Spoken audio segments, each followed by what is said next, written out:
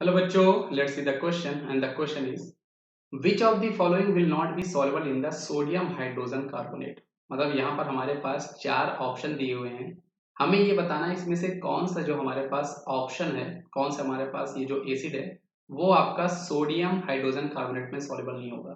तो सबसे पहले बच्चों में इसका आपको जनरल जो आपकी रिएक्शन इसकी होती है वो मैं आपको बता दूं।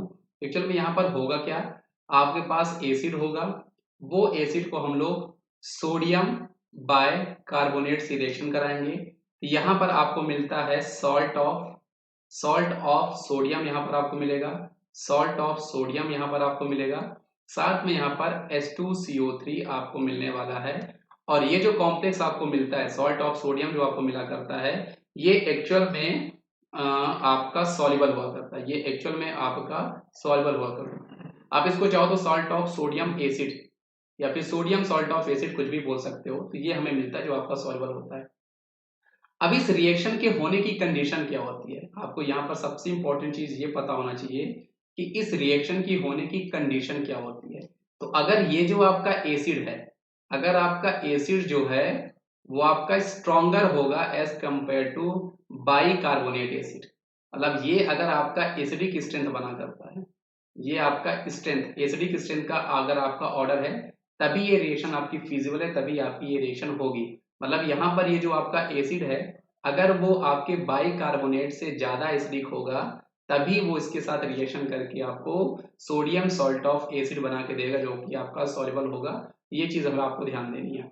अब एक्चुअल में यहाँ पर जो आपका ऑप्शन नंबर सी है ऑर्थो नाइट्रोफिनॉल, एक्चुअल में ये जो होता है ये आपका लेस एसिडिक होता है, ये आपका लेस एसिडिक होता है एज अ बाइकार्बोनेट, इससे ये आपका लेस एसिडिक हुआ करता है, इसीलिए ये रिएक्शन आपकी फिजिबल नहीं होगी।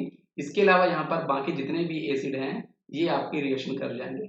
इसलिए ये जो ये रिएक्शन होती है ना इसका हम लोग यूज इसलिए भी ये करते हैं टू डिस्टिंग्विश कार्बोक्सिलिक एसिड, और अगर फिनॉल हमारे पास गिवन है ना, और हमें उसको डिस्टिंग्विश करना है तो भी हम इस रिएक्शन का यूज कर सकते हैं, क्योंकि H2CO3 जो है वो बाद में फर्दर आपको इफॉर्मेशन ऑफ CO2 गैस दिया करती है। तो अगर CO2 गैस का इन्फॉर्मेशन होगा तो वहां से हम आइडेंटिफाई कर लेंगे कि वो आपका कार्बोक्सिलिक एसिड है, फिनॉल नहीं है, क्योंकि फिनॉल होगा नॉनट्रोफिनॉल होगा, ये आपके कम एसिडिक होते हैं, ये जो है वो आपके NaHCO3 से रिएक्शन करके आपको इफॉर्मेशन ऑफ CO2 गैस नहीं देंगे। आई होप आपको ये कॉन्सेप्ट समझ में आया होगा बच्चों। इस क्वेश्चन का सही जवाब आपके पास ऑप्शन नंबर सी है। तो थैंक यू बच्चों।